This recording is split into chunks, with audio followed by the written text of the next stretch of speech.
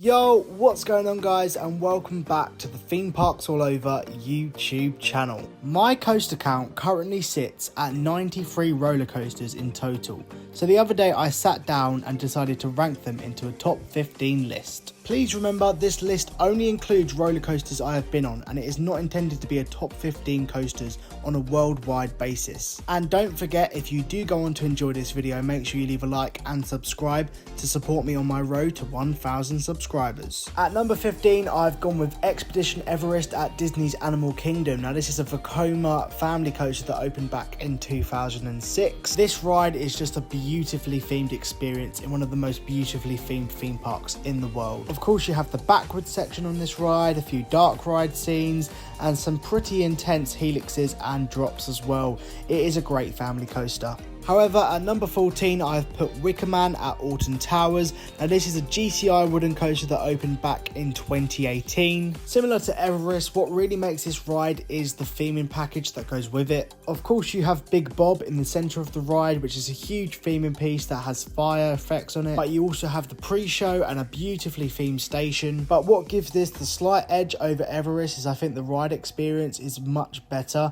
I think it's a really relentless ride. It's quite intense for a family thrill coaster, and I just really enjoy Wicker Man. At number 13, I've gone with the Incredible Hulk coaster at Universal Islands of Adventure. This is a B&M launch coaster that opened back in 1999 along with Islands of Adventure. It was of course retracked later on in its life, but what I really love about this coaster is how long it is. It's a fantastically long ride and I really do enjoy that, and it's so iconic being placed over the water.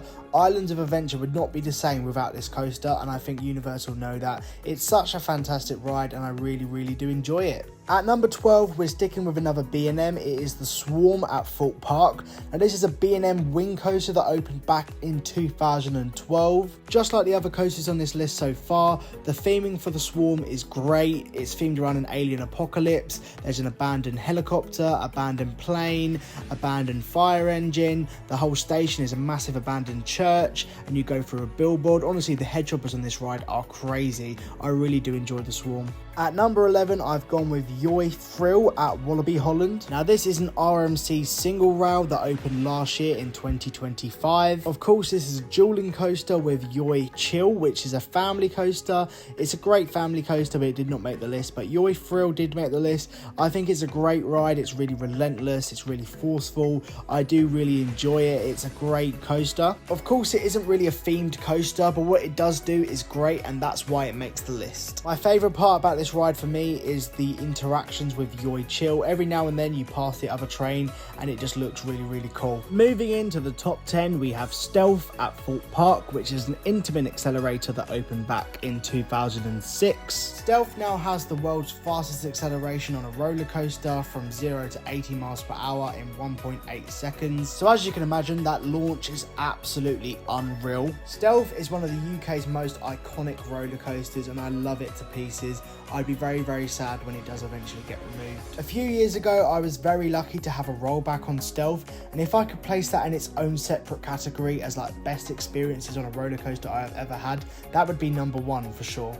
At number 9, I've gone for Nemesis Reborn at Alton Towers. Now this ride is a very sentimental one for me, as it was one of the first big thrill coasters I went on.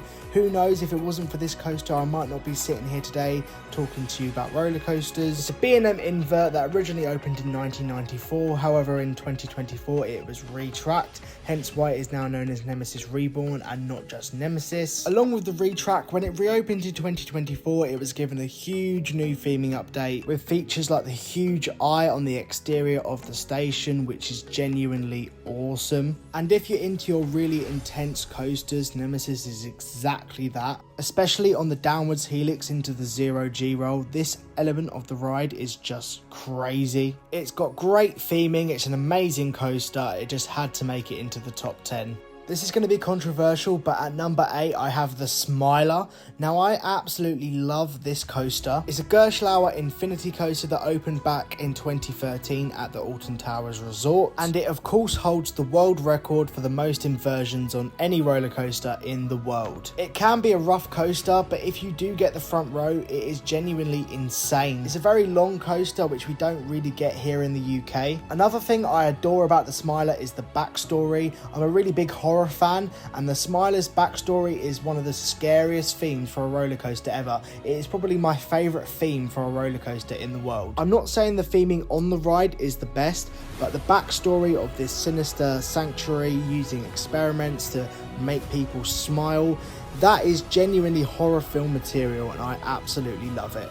In the number 7 spot, we have Woden at Europa Park in Germany. This is a GCI wooden coaster that opened back in 2012, and I really enjoyed this on my recent visit to Europa Park. Considering the only woodies I'd done up to this point were Wickerman at Alton Towers and the Blackpool woodies, this was a really big step up. Of course, with it being Europa Park, the theming is top notch, but the actual ride experience itself is so intense and just relentless. It is non-stop. It just keeps going, and I absolutely adore it. Again, with it not being a UK coaster, it's a really long ride with a ride time of just over 3 minutes, and I really do appreciate that. You know, when you travel to these other countries, you rarely wait as long as you do for UK coasters, and you're on the ride for much longer than you would be on a UK coaster, which is just great. So yeah, Woden had to make it to the list. At number 6, we have Goliath at Wallaby Holland. Now this is an Intamin mega coaster that opened back in 2002, and this is just a classic Intamin. It's a very famous ride, with it being featured on Roller Coaster Tycoon 2. It's a classic out and back style layout with some great floater and ejector airtime, with a beautiful setting over the water as well. Like, you can't beat that. My favourite part of Goliath is the ejector airtime hills towards the end of the ride.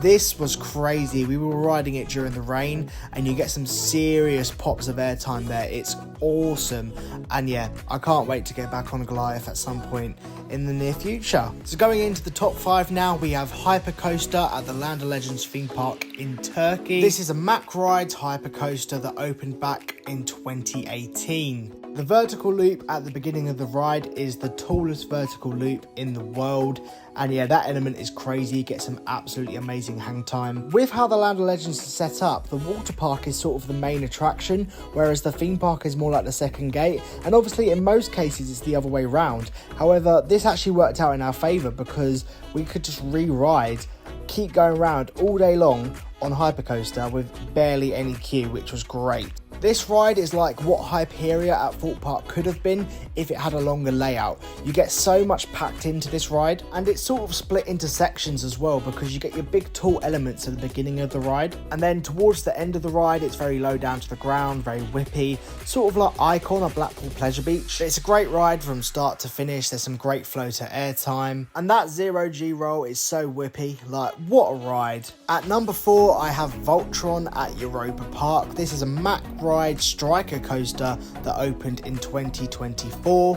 Going in, I'd heard some positive and some negative reviews, so I wasn't sure if I was going to enjoy Voltron or not, but I have to say I absolutely fell in love with this coaster. I did get front row most times I went on it, so I did get a really smooth experience. That probably did help, but from my experience, Voltron is a really good ride.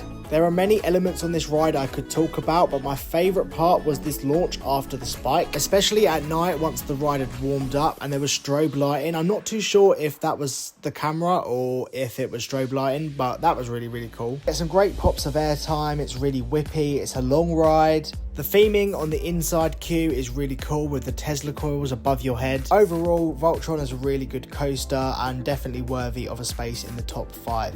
In my number 3 spot is Hagrid's Magical Creatures Motorbike Adventure at Universal Islands of Adventure. In terms of a full package, this is the best ride on the planet in my opinion. It's an Intamin LSM launch coaster and it's beautifully themed. It's got 7 launches, it's got a vertical spike, it's got a drop track. It's just just absolutely fantastic. When the ride first opened in 2019, there were queues of up to 6 hours to get on this thing, and yeah, it's a Harry Potter themed coaster, so that was part of the reason why.